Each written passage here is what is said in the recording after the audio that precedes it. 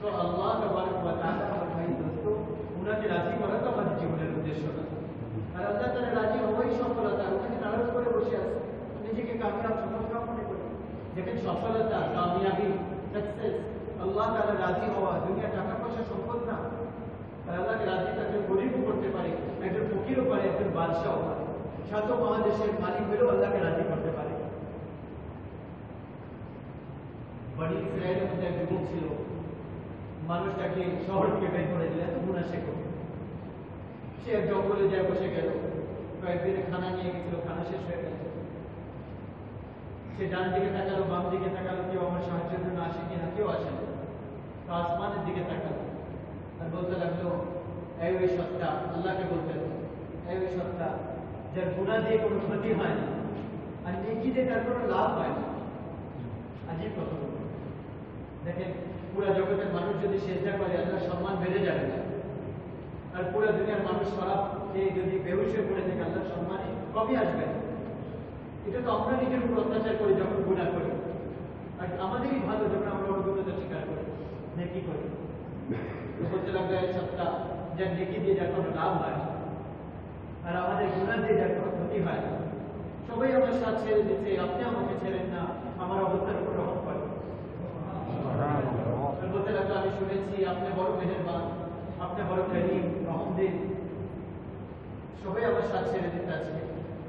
আল্লাহ আপনার রহমত যার কোনো সীমানা নাই, ওর বরকতে আপনি আমাকে মাফ করেন।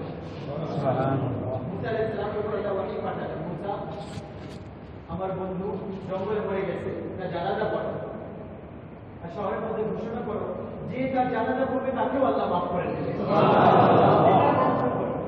সমস্ত শহরের মানুষ দৌড় দিয়ে গেল, মাফ তো সবাই চায় না, সবাই দৌড় দিয়ে গেল, কার জানাজা? এসে দেখো ওই বদমাস বললো, আরে মুসা তোমার আল্লাহ কি বলে আর আমরা কি বলতেছি?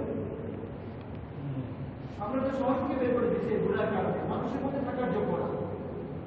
তোমার আল্লাহ বলতেছে আমার বন্ধু কি করে বন্ধু হলো, কিভাবে বন্ধু হলো? মুসা আলাইহিস সালাম আল্লাহকে আবার জিজ্ঞাসা করলেন, তাহলে আপনার বাচ্চা এরকম বলতেছে আর আপনি এরকম বলতেছেন? তো আল্লাহ তাবারক ওয়া তাআলা বললেন এরকমই ছিল যেরকম এরা বলতেছে, কিন্তু সে মৌতের আগ মুহূর্তে, মৃত্যুর আগ মুহূর্তে যে আমাকে ডাকতে, আল্লাহ তাআলা পুরো ঘটনা বললেন। তো বললেন তার মৌতের সময় সে সে ডাইনি টাকা সে কাউকে সাহায্যের জন্য পেল, তারপর সে বাপ দিকে তাকালো, সে দূরে কাছে কাউকে সে দেখতে পেল সাহায্যের জন্য, সে আমার দিকে তাকালো। যখন নিচের সমস্ত তাহারা ছুটে গেল তারপর আমাকে ডাকলো, এক মুসা বলো যার কেউ নাই আর সে আমাকে ডাকে, বলো এটা আমার জন্য সৌভাগ্য যে আমি তাকে একা ছেড়ে দিই? আমার ইজ্জত সম্মানের কত, ওই সময় যদি সে পুরো দুনিয়ার মানুষের মাফি চাইতো আমি সবাইকে মাফ করে দিই। দুনিয়ার মানুষ শব্দ ওয়াহাবিতুল্লাহ থেকে হাদিয়া করে দিতাম মানুষের মাফ,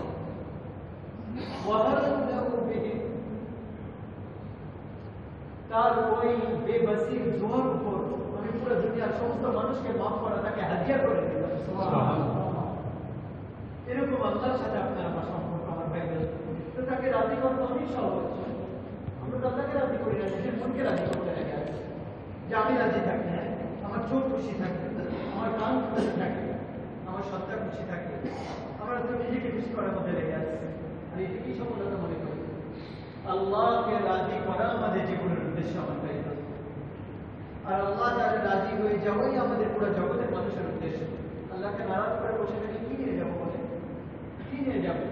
যে জিনিসগুলোকে আমরা বাড়ি ছাড়া একসাথে করতেছি, মোটের আগেই তো এগুলো আলাদা হয়ে যাবে। ছোট একটা কবরস্থান নিজেকে দাফন করা হয়ে যাবে। আমরা কয়েকদিন আগে গেলাম আমার ভাই বলতো আল্লাহকে রাজি করি, আল্লাহকে। আর যিনি রাজি হয়ে বসে আছেন, শুনেন আপনারা শুনেন, ইন্নী লাকা মুহিব্বুন, হে আমার বান্দা আমি তো তোমাকে ভালোবাসি, ফাবিহাক্কি আলাইয়া কুল্লি মুহিব্বা, তোমাকে আমার কসম তুমিও একটু আমাকে ভালোবাসো। এরকম জবরদস্ত কথা আল্লাহ তাআলা বলেন, ইয়া আইয়ুহাল ইনসান, ইয়া আইয়ুহাল ইনসান। যেরকম করে মা বাচ্চাকে বলে না, আরে আমার সন্তান, আরে আমার কলিজার টুকরা, ইয়া আইয়ুহাল ইনসানের মধ্যে এরকম ভালোবাসা লুকানো আছে, যেরকম বাচ্চা তার মা তার বাচ্চাকে ভালোবাসার মধ্যে ডুবে যাবে। আল্লাহ বলতে, এই আমার বান্দা, এই আমার বান্দা, এই ইনসান, মা গাররাকা বিরাব্বিকাল কারীম, তোমার রবের থেকে তোমাকে কে দূরে করে দিল? কাকে ছেড়ে তুমি চলে গেল? কাকে ছেড়ে দিয়েছো?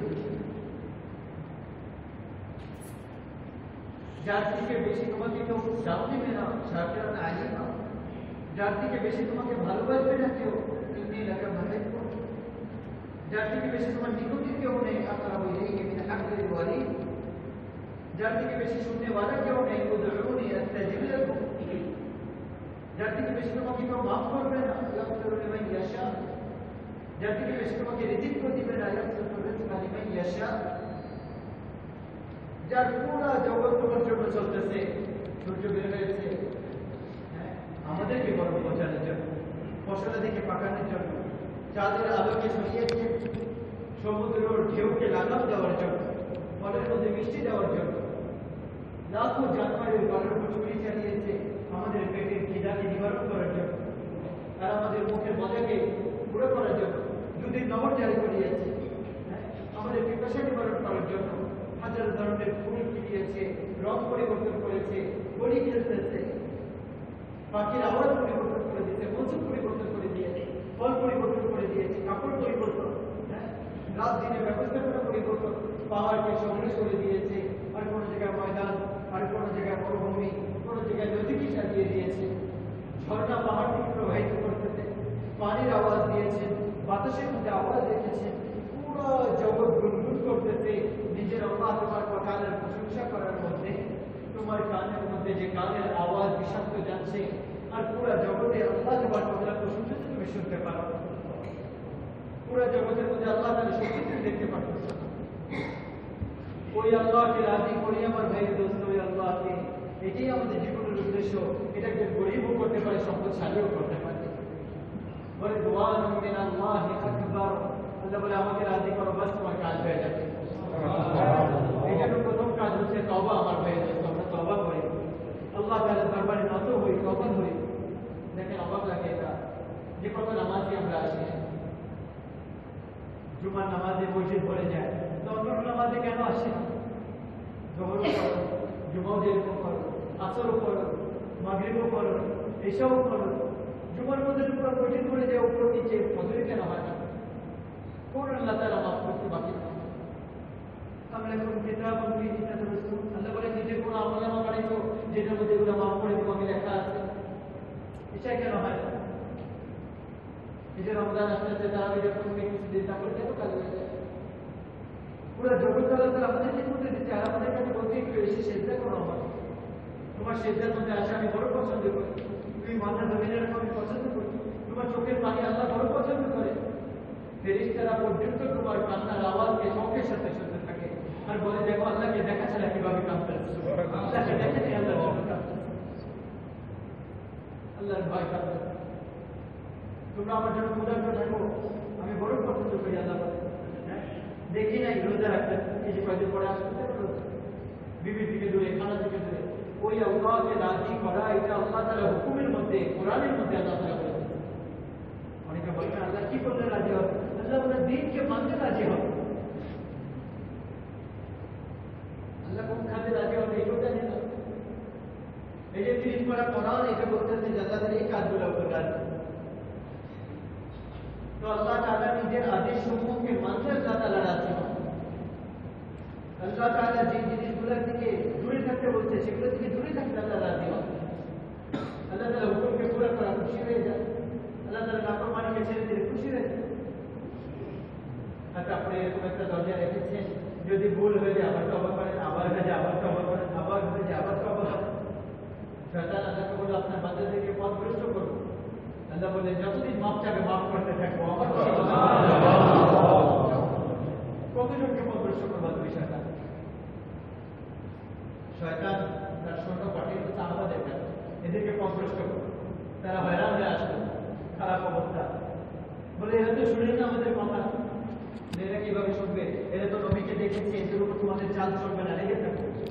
আরো আসবে, তারপরে তাবিঈনদের যুগ আসবে, তারপর আবার চালা পাঠালো শয়তান। সন্ধ্যার সময় এখানে আসলো, কি হয়েছে বললো, প্রথমে তো শুনে না, আর যদি কেউ শুনে তারপরে এরকম ভাবে কান্দে তওবা করে যে পিছনের কাম হয়ে যায় আর উপরে উঠে যায়। শয়তান বললো, দেখো আসলে আমাদের ভাই পরে আসবে সাহাবাদের সাগরে, এরপরে আসবে যে গুনাহ করবে বাহাদুরিও করবে, গুনাহ করলে বাহাদুরিও করবে, আমাদেরকে হেফাজত করে। একটা প্রশ্ন করে আর বলে যে কোনো অসুবিধা নেই, একটা মুমিন নেই। দেখেন একটা জানোয়ার থেকে সবক শিখে। কুকুর যখন আপনার খানা খায় আপনার সামনে বেশি মাথা নত করে নাকি আপনার পিছনে কাটে, আপনার বাচ্চাও যদি তাকে লাঠি নিয়ে মারবে সে মাথা নত করে রাখবে। আপনারা দেখবেন কখনো ঘরে পালতু কুকুর খানা খাচ্ছে, ওই অবস্থায় দেখবেন খানা ছেড়ে চলে আসবে, আর আপনি আমি কাজ নাই বসে আছি, আল্লাহ বলতেছে আল্লাহু আকবার আল্লাহু আকবার, আসো সকাল থেকে সন্ধ্যা পর্যন্ত দিতেছি, এখন এসে নামাজ পড়ো, এখন এসে নামাজ পড়ো। এটা ওয়াফাদারি ছিল যে সমস্ত কাজ ছেড়ে আমরা মসজিদে আসলাম। একটা জানোয়ার থেকে সবক শিখি। আমাদের একটা রুটিন নিয়ে আমাদের পুরো জীবন ওয়াফাদারি করে, আর এই পুরো সন্ধ্যা কিভাবে আল্লাহ শুকরিয়া আদায় করবো, কোন কোন জিনিসের শুকরিয়া আদায় করবো। রাত্রেবেলা ঘুম দিয়েছে, আচ্ছা 8 ঘন্টা ঘুমিয়েছে, এখন এসে সেটা করো আমার সামনে ফজর পড়ো, এটাও কাজ করো, আমার এটাও কাজ করো, জোর পর্যন্ত কামাই করতে। আচ্ছা এখন তো তোমাকে আমি সময় দিয়েছি কামাই করার, এখন আসো আবার একটু আমাকে স্মরণ করো, এখন যাও আবার ফেরত যাও, সন্ধ্যার সময় কামাই থেকে ফেরত আসার সময়, তারপর থেকে আবার সময় বের করো, যাতে করে তোমার জীবনের শুকরিয়া আদায় করতে পারো যে আল্লাহ আপনার শুকরিয়া আমি জীবিত আছি, আবার এসে চেষ্টা করো, আসো নামাজ পড়ো। আল্লাহর হুকুমের উপর চলার দ্বারা আল্লাহ রাজি হয়, ওনার নাম্বার মানিকে ছাড়ার দ্বারা আল্লাহ রাজি হয়। ওনার একটা হুকুম আমাদের সামনে কাজের পরে রোজা আসে, রোজা আসে। অন্য উম্মতের উপর রমজান আছে, কিন্তু এই উম্মতের উপর রমজান উপরের দরজা। এই উম্মতকে আল্লাহ তাআলা রমজান দিতে শয়তান বন্ধ, শয়তান বেরিয়ে লাগায় সমুদ্রের নিচে, দোজখের দরজা বন্ধ, জান্নাতের দরজা খুলে দেবে।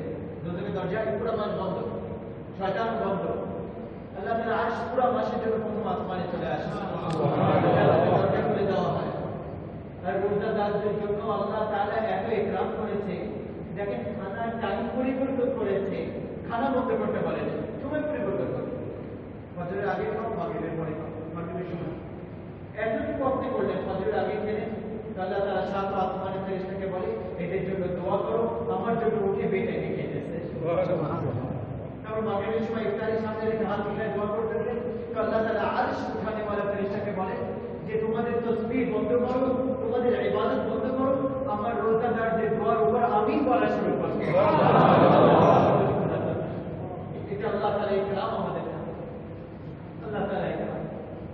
আর রাতে তারাবি রাখতে, যে রাতে উঠে আমার কোরআন শোনো, দেখেন কোরআন না হেদায়েতের রাস্তা দেখায়, যেটাতে হেদায়েত পাওয়া যায়, আর কোরআন এটা পথের আলো যেটাতে রাস্তা দেখা যায়। কিন্তু কোরআনকে বোঝার জন্য, কোরআনকে বোঝার জন্য খালি পেট হওয়া অনেক বড় একটা শর্ত।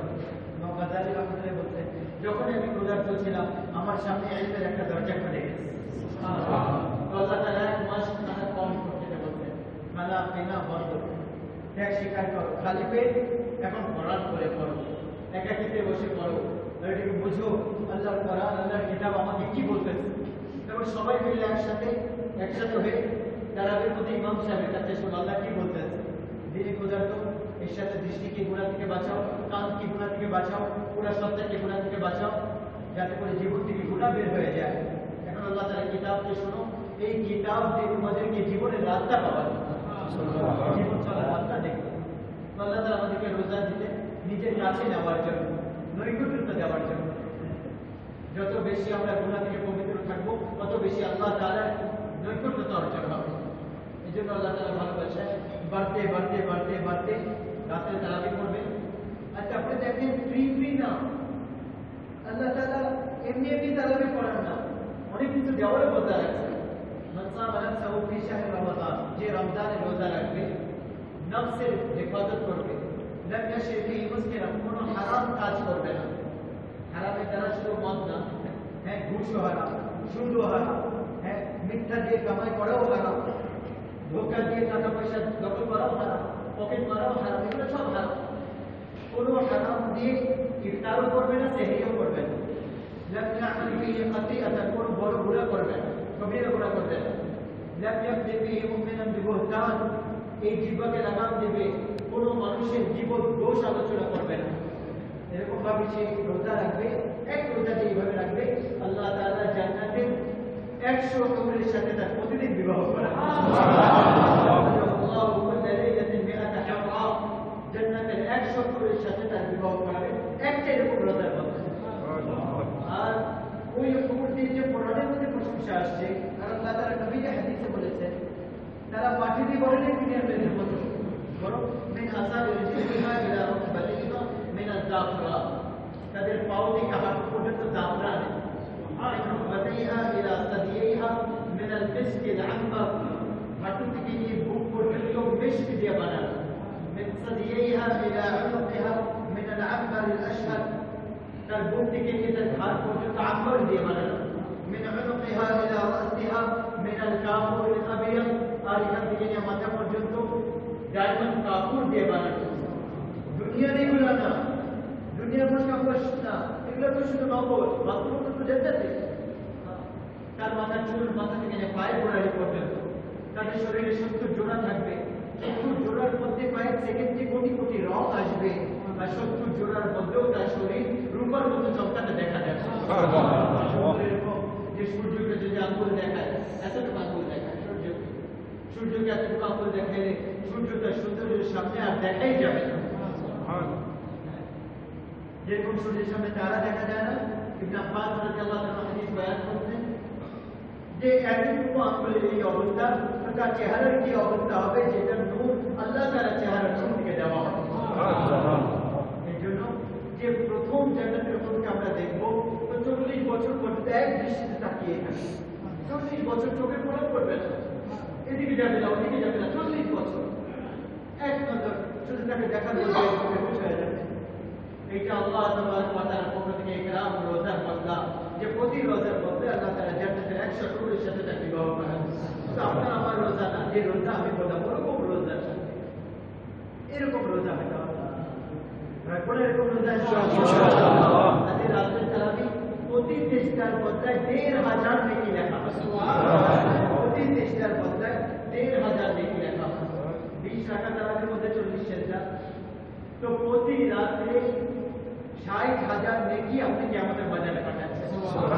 তো এখানে দেখা যায়, এখানে তো 60 টাকা দেখা যায়, কিন্তু 60,000 নেকি প্রতিদিন কিয়ামতের বাজারে পাঠাচ্ছি আপনার হাতে। এটা আপনার আমরা মওতের পরে আল্লাহ তাআলা দেখাবো। প্রতি রোজার বদলায়, প্রতি সেজদার বদলায় আল্লাহ তাবারক ওয়া তাআলা জান্নাতে একটা ঘর দেবেন, যার 60,000 দরজা থাকবে, প্রতি দরজার সামনে একটা ঘর থাকবে। তো বোঝা যাচ্ছে এক সেজদার বদলায় 60,000 সুন্দর প্যালেস আল্লাহ তাআলা জান্নাতে থেকে তৈরি করে দেবেন। আর প্রতি সেজদার বদলায় তার বাগানের মধ্যে একটা গাছ লাগানো হবে, যার নিচে 500 বছর পর্যন্ত ঘোরা দৌড়াতে পারবে। আর ওই গাছের ফল, ওই গাছ ফলওয়ালা হবে, তার ফলের 4টা গুণ হবে। আহলা মিনাল আসাল, মধু থেকে মিষ্টি, আলিয়াল মিনাল জুবুর, মাখন থেকে নরম, আশাদ্দু বায়াদান মিনাল লাবান, দুধ থেকে বেশি সাদা, আর লাইসা ফিহা আদাম, তার মধ্যে বীজ থাকবে না, সরবাই ইস্তা লাগানো থাকবে। শুধু একটা আঙ্গুরের গোছা হাদিসের মধ্যে আসছে, এক গ্রামের সাহাবী জিজ্ঞাসা করলেন, জান্নাতে আঙ্গুর আছে? বলল হ্যাঁ আছে। সে বলল একটা গোছা কত বড় হবে? আল্লাহর রাসূল বললেন, কাপ 1 মাস উঠতে থাকে, এক গোছা শেষ করতে পারবে না। দুনিয়া থেকে তো বড়। বললে একটা দানা কত বড় হবে? আল্লাহর রাসূল তাকে বোঝানোর জন্য বললেন, তোমার বাবা কখনো বড় বকরি জবাই করে ওইটা দিয়ে ওই পানির কলস বানিয়েছে? বলল হ্যাঁ বানিয়েছে। বলল যত বড় একটা পানির কলস, একটা দানা অত বড় হবে। সে সাদা সিধা ছিল, বলতে লাগলেন তাহলে তো আমার বিবি আর বাচ্চাটা একটাই যথেষ্ট। আল্লাহর রাসূল বলে তোমার পুরো গোষ্ঠীর জন্য যথেষ্ট, পুরো বংশের জন্য। এই নিয়ামতগুলো যে আল্লাহ তাআলা রমজানকে সাজিয়েছেন আমার ভাইদের, প্রতি চেষ্টা, প্রতি রাকাত, আচ্ছা যদি এগুলো কোনো বদলা না থাকে, কোনো বদলা না দেয়, শুধু আল্লাহ বলে আসো আমার সাথে চিন্তা করো, করা দরকার নাকি না? এটা আল্লাহর পাওনা নাকি না? আল্লাহর জন্য 1 ঘন্টা তারাবি দিতে পারবে, 1 ঘন্টা 1 ঘন্টা দিতে পারবে। আল্লাহ বলতে জমিন পিছিয়ে যাও, সূর্য বের হয়েছে, চাঁদ বের হয়েছে, আসমানে ছাপ পড়েছে, পুরো জগৎ আমাদের খিদমতের জন্য লেগেছে, লাখো কোটি সৃষ্টিজীব আমাদের জন্য জড়ো হয়েছে। তারপরে আল্লাহ বলতে আসো আমার সামনে চিন্তা করো। এতটুকু যদি না হয় যে 1 ঘন্টা একটু আপনার কালাম শুনি, তারা 5 বার এসে নামাজ পড়ে পারে। আমাদের কি বলেন আল্লাহ তাআলার হক আছে নাকি না আমাদের উপর? ওটা আদায় করা উচিত নাকি না? বছরে একবারই বলছেন যে 1 ঘন্টা বেশি না, পুরো বছর তো বলেন 1 মাস বলুন। যে আমার ভাই দোস্ত 5 ওয়াক্ত নামাজ যেরকম ফরজ, জুমা যেরকম ফরজ, 5 ওয়াক্ত নামাজ 5 বেলা খানা তো খাই, কিন্তু নামাজ 5 ওয়াক্ত পড়ে। আমাদের এক ওস্তাদ ছিলেন, ওনার চোখের অপারেশন, ওস্তাদের বাবা ছিলেন। তো ডাক্তার ওনাকে বলছিল আপনি 2 সপ্তাহ সেজদা করতে পারবেন না, ইশারায় নামাজ পড়বেন। তো উনি খানা বন্ধ করে দিলেন। ওনার ছেলে আমাদের ওস্তাদ ডাক্তার বাবু, উনি বললেন বাবা খানা খান না কেন? 2-3 দিন চলে গেল খানা খাচ্ছেন না, শুধু পানি। তো পেরেশান হয়ে গেলেন, উত্তর দেয় না। তো উনারই এক বন্ধু ছিল, আরেক বড় আরেক, ওনার কাছে গেলেন আমাদের ওস্তাদ, আমার আব্বা তো আত্মহত্যা করছে, কোনো খানা খায় আপনি বুঝলাম। উনি এসে বললেন জাহের তুই কি হয়েছে, খানা খাওয়া কেন তুমি? শরীরের মধ্যে এরকম কঠিনত্ব নাই, তুই কেন খাচ্ছ? উনি বলতে লাগলেন দেখো, যে আল্লাহ সেজদা করতে পারি না তার খানা খেতে আমার লজ্জা লাগে। যে আল্লাহ সেজদা করতে পারি না তার যেদিন সেজদা করবো ওই দিন খাবো। 14 দিন খানা খান নাই, শুধু পানি খেয়ে থাকতেন। 14 দিন 14 দিন পরে যেদিন মামলা জমির উপর সেজদার জন্য রাখছে, ওটার জন্য ও খানা।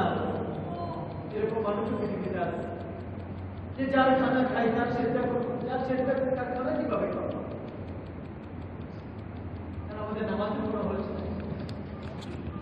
ভাই দোস্ত, এই সময় আল্লাহ তাআলার হুকুম আমাদের দিকে মোতাবজ্জ।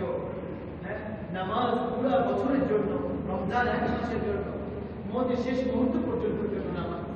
আর আমাদের নবী শুনে যিনি মৌতের এক শেষ মুহূর্তে বলতেছিলেন আসসালা আসসালা আসসালা আসসালা, নামাজ পড়তে থেকো, নামাজ পড়তে থেকো, নামাজ পড়তে থেকো, নামাজ শেষ।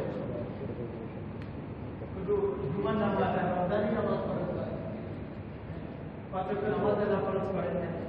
একটু চিন্তা তো করি আমার ভাই দোস্ত, নাকি আল্লাহর সাথে কোনো মাহফিল আমরা রেখে নিয়ে আসছি, হ্যাঁ, যে আমার কাজ হয়ে গেছে, জান্নাতে কি পাই গেছে। যাদের ব্যাপারে আল্লাহ নবী নিজে বলছেন যে হে ওমর, জান্নাতে আমি একটা প্যালেস দেখলাম। আমি জিজ্ঞেস করলাম এটা কার? বলা হলো এক কুরাইশী যুবকের। আল্লাহ রাসূল বললেন আমি মনে করলাম আমার ওটা সৌন্দর্য দেখে আমি ভিতরে যেতে লাগলাম। ফেরেশতা বললেন না আসলে আপনার না, আপনার গোলাম আমর ইবনে খাত্তাবের। আরাফাতের ময়দানে সমস্ত সাহাবা বসে আছে, নিজে নিজে তামাকে।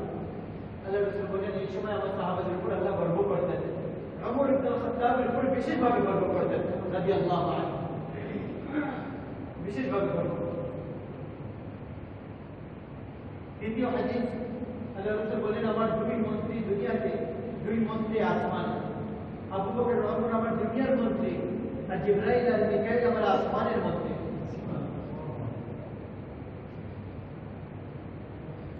আর অর্ধেক দুনিয়ার ইসলাম ছড়িয়েছে। আর যখন খঞ্জর লাগছে, ওমরের কাফের হাতে শহীদ হয়েছে, তো মৃত্যুর আগ মুহূর্তে ওনার ছেলে আব্দুল্লাহকে বললেন যাও ওমর, আমাদের আম্মা আয়েশাকে বলো যে ওমর ওনার সাথীদের পাশে দাফন হতে চায়, ওনার সাথীদের পাশে দাফন হতে চায়। আমার ভাই বলবো ওনাদের তো সব পাপ ছিল, তারপরেও আর বলে যদি ইজাজত পাও তাহলে দাফন করবা, আর যদি ইজাজত না দেয় যেন তো বাকিদের সাধারণ মুসলমানের সাথে দাফন করবা। আর যখন গেলেন তাহলে আয়েশা রাদিয়াল্লাহু তাআলা কাঁদতেছিলেন, পুরো মদিনা কাঁদতেছিলেন। বলে আম্মা জান আমার আব্বা ইজাজত চাচ্ছে আপনার কাছে, এই জায়গায় দাফন করবেন রাসূলের পাশে। আম্মা আয়েশা রাদিয়াল্লাহু তাআলা বলে এই জায়গাটা আমি আমার জন্য রাখছিলাম, একদিকে আমার বাবা একদিকে আমার স্বামী, কিন্তু এমন এরকম ব্যক্তি যাকে আমি সবার উপর প্রাধান্য দিতে পারি, আমার পক্ষ থেকে ইজাজত। উনি ফিরত আসলে বলে আব্বা মোবারক আপনাকে ইজাজত পেয়ে গেছে। ওমর বলে না হইতে পারে, আমি জীবিত লজ্জায় দিয়ে দিতে, আমি মরে গেলে আবার যা জিজ্ঞাসা করবো। ওনার কোলে মাথা ছিল, আব্দুল্লাহ কোলে। বলেন আব্দুল্লাহ আমার মাথা মাটির উপর রাখো, আমার মাথা মাটির উপর রাখো। উনি একটু দেরি করলেন রাত্রি, তো জোরে বললেন মাটির উপরে আসলেন, দেখেন যার ইসলাম আনার উপর জিবরাইল আলাইহিস সালাম আসে, ইয়া রাসূলুল্লাহ আপনি খুশি হচ্ছেন ওমর ইসলাম আনছে? বলল হ্যাঁ হচ্ছে। বলে আসমানের ফেরেশতারাও খুশি হচ্ছে ওমর রাদিয়াল্লাহু আনহু ইসলাম আনার পর। এরকম ওমর রাদিয়াল্লাহু আনহু নিজের মাথাকে মাটির উপর রাখলেন আর নিজের গালকে মাটির মধ্যে ঘষতে লাগলেন, মাটির মধ্যে, আর বললেন ওয়াইলুল্লাকা ইয়া উমর ইল্লাম ইয়াগফির লাকা রাব্বুক, হে ওমর তুমি ধ্বংস হয়ে যাবা আজকে যদি তোমার আল্লাহ তোমাকে মাফ না করে দেয়। হে ওমর তুমি ধ্বংস হয়ে যাবা যদি তোমার রব তোমাকে আজকে মাফ না করে দেয়। বারবার বলতেছেন হে ওমর তুমি ধ্বংস হয়ে যাবা তোমার রব যদি তোমাকে মাফ না করে। যাদের জন্য জান্নাত সাজানো হচ্ছে, যাদের জন্য আল্লাহর রাসূল অপেক্ষায় আছে, যাদের জন্য সাত আসমানের ফেরেশতারা ইস্তেকবাল করার জন্য আছে, সে নিজে বলতেছে ওমর তুমি ধ্বংস হয়ে যাবা তোমার রব যদি আজকে তোমাকে মাফ না করবে। তো বলেন আজকে আপনার আমার কি হবে যে যারা আমরা আজকে দেশের শিকার হয়ে গেছি আর গানের মধ্যে ডুবে গেছি আর নামাজ নষ্ট করতেছি, ব্যবসায়ীরা ধোঁকাবাজি করতেছে, যুবকরা গানের মধ্যে ডুবে গেছে, পুরো বাংলাদেশের মানুষ আজকে কাঁদতেছে কেন? মনে টাকা পয়সা আমাদের কম, অথচ ঘরের মধ্যে জওয়ান ছেলে কারো ঘরের মধ্যে জওয়ান ছেলে নাচ করে আছে আর সে বলে আমার 100 টাকা হারিয়ে গেছে, কিছু এটা হইতে পারে? বলে আমাদের মেয়েদেরকে বাজারে বের করে দিচ্ছে ইহুদি খ্রিস্টানরা, আর আমাদের যুবকদেরকে গানের অভ্যাস বানাচ্ছে, মদের অভ্যাস বানাচ্ছে, জিনার দিকে লাগাই দিচ্ছে, আর আমরা টাকা পয়সার পিছনে দৌড়াচ্ছি। আমাদের অবস্থায় আমাদের বংশধররা নষ্ট হয়ে গেছে। একবার আমি বাজে ছিলাম এক গ্রামে, আরো আসলো, সে এরকম বলতেছেন বাইতুল্লাহকে ধরে কাঁদতে লাগলো আর বলতে ইয়া আল্লাহ দুনিয়া আপনি ফেরত নিয়ে নেন আর আপনার দিন আমাদেরকে আবার দিয়ে দেন। এই দুনিয়া ফেরত নিয়ে নেন, টাকা পয়সা সম্পদ আমাদের দিন আমাদেরকে ফেরত দেন। আমাদের যুবকরা নষ্ট হয়ে গেছে, আমাদের মেয়েরা পাগল হয়ে গেছে, আমাদের যুবকরা নাচ গানেওয়ালা হয়ে গেছে। এরকম ভাবে সে কাঁদতে ছিল, পুলিশরা তাকে ধরে ওই জায়গা থেকে পিছনে করে দিল।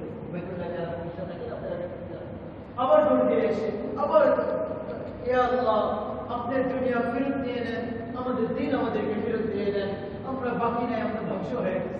ওই যে পুলিশ যারা ছিল না তারাও কাঁদতে লাগলো তার কান্না দেখে, আর আল্লাহ বলল আল্লাহর ওয়াস্তে তুমি চলে যাও, তোমার দোয়ার উপর সবার উপর আযাব না চলে আসে। আমাদের বংশ নষ্ট হয়ে যাচ্ছে আর টাকা পয়সার জন্য আমরা কিছু করি। যে জাতি যুবকরা বুড়ারা সবাই তো একই অবস্থা, গানের অভ্যস্ত হয়ে গেছে, জিনার পিছনে দৌড়াচ্ছে, তাদের ধ্বংস হওয়ার কি বাকি আছে? যে জায়গায় নির্লজ্জতা রেওয়াজ হয়ে যায়, তাদের হুকুমকে নষ্ট করা পরিবেশ হয়ে যায়, আর আল্লাহ তাআলার আল্লাহর রাসূলের শরীয়তে মজা করানো হয়, ওই জায়গায় কি আছে যেখানে আমরা বসে আছি? গরিবরাও গুনাহ করতেছে, বড় লোকরাও গুনাহ করতেছে, কেউ বাকি নেই। রিক্সার মধ্যেও গান শুনতেছে, প্যালেসের মধ্যে বসে গান শুনতেছে, কে বাকি আছে? কে কাকে দোষারোপ করবে? আমার ভাই দোস্ত নিজের ফলের মধ্যে দেখে আমার কি অবস্থা? যে মুসলমান আল্লাহ তাআলা সম্পর্ক থেকে দূরে সরে গেছে, আল্লাহকে চিনে না, আল্লাহ রাসূলের ভালোবাসা থেকে দূরে সরে গেছে, জান্নাতের শখ নাই, জাহান্নামের ভয় নাই, কোরআন পড়তে মন লাগে না, আমরা তো পড়ে গেছি, আমাদেরকে টাকা পয়সা দিয়ে কি লাভ হবে? আমাদের ফ্ল্যাট বিল্ডিং আর প্যালেস কিনে কি লাভ হবে? এগুলো তো সাময়িক ব্যাপার। এটার উপর তো কেউ কাম করতে বলতো যে আল্লাহ আমরা তো আপনার থেকে দূরে সরে গেছি, আপনার কাছে আমাদের আমি এটা বলতে পারি কামাই করবো না, দুনিয়া থেকে দূরে সরে যাবো না, ওটাও করি, কিন্তু এটা দুটোতেই চোখের পানি দেয়। এই জন্য আমার ভাই দোস্ত এটা মোবারক মাস চলতেছে, রমজান সামনে আসতেছে, আল্লাহর ওয়াস্তে আল্লাহর সাথে সম্পর্ক বানায়, ঠিক আছে না? ইনশাআল্লাহ যে রমজানে ভরে যায়, জুমায় ভরে যায়, অন্য ওয়াক্তে পাওয়াই যায়। ঈদের চাঁদ দেখা গেলে আমরাও ঈদের চাঁদের মতো হয়ে যাই, নামাজ ছেড়ে যাই। এটা কিরকম? এটা কিরকম শরীয়ত?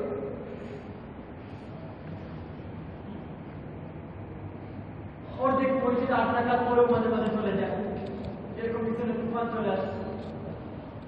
আমার ভাই দোস্ত দেখেন আল্লাহ তাআলাকে আমাদের নেকি দেখায়, ওয়াফাদারি দেখায়, এই জন্য যে আল্লাহ তাআলার সাথে এরকম ব্যবহার করি। আল্লাহ তাআলা নিজে লিখছেন ইন্না রাহমাতি সাবাকাত গাযাবি, আমার রহমত আমার রাগের আগে আসছে। এটা যদি না হইতো আমরা তো জানোয়ার হয়ে যেতাম। ওয়ারাব্বুকাল গানিয়্যুয যুর রাহমা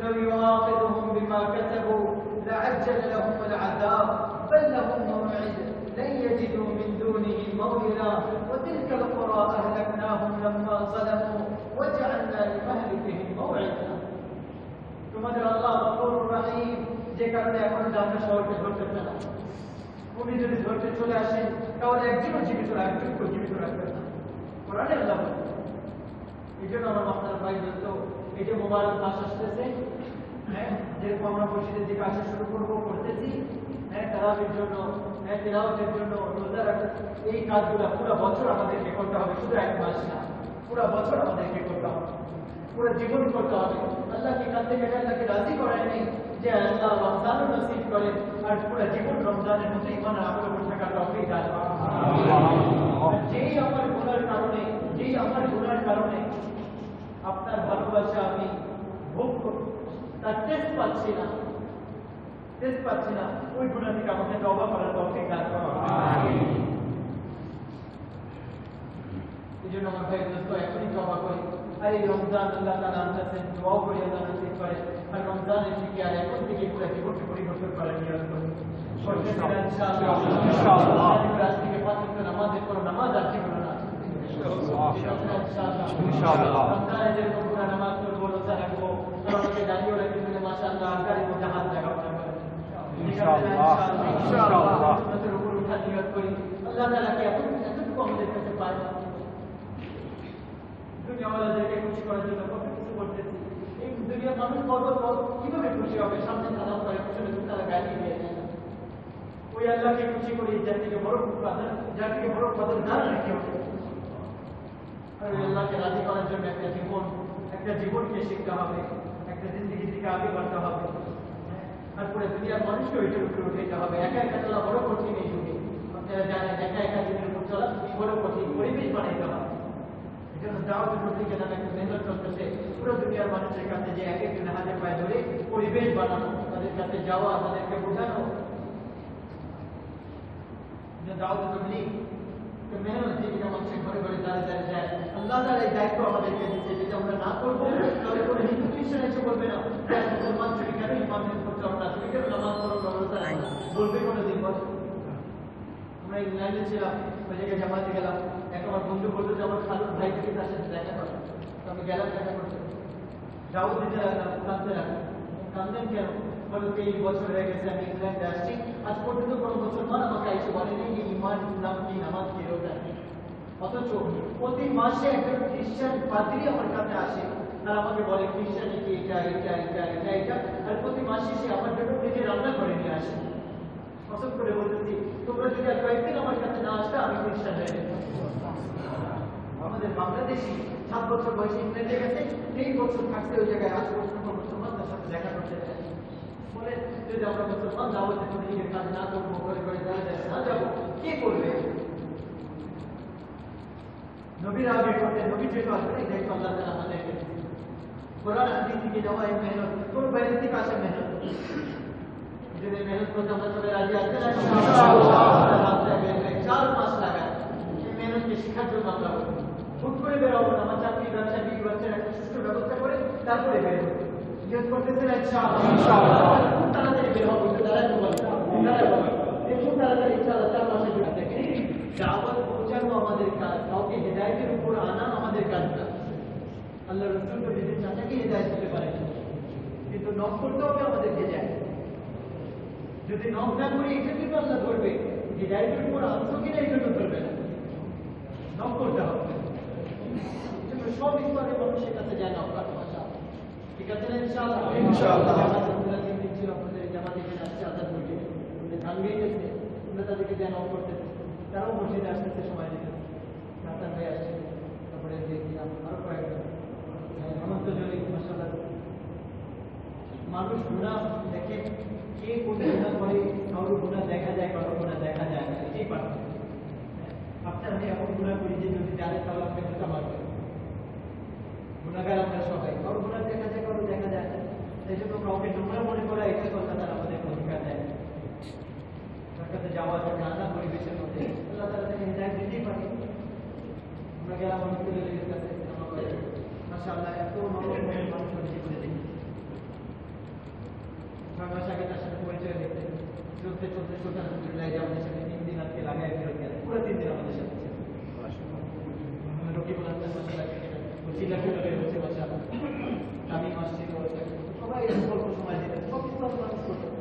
চাকরিজীবী ব্যবসায়ী অবিস্তার যে করতে চায়, যদি মনের মধ্যে যে আশা থাকে যে আমি করবো, আল্লাহ তাআলা তাকে দিয়ে করায়।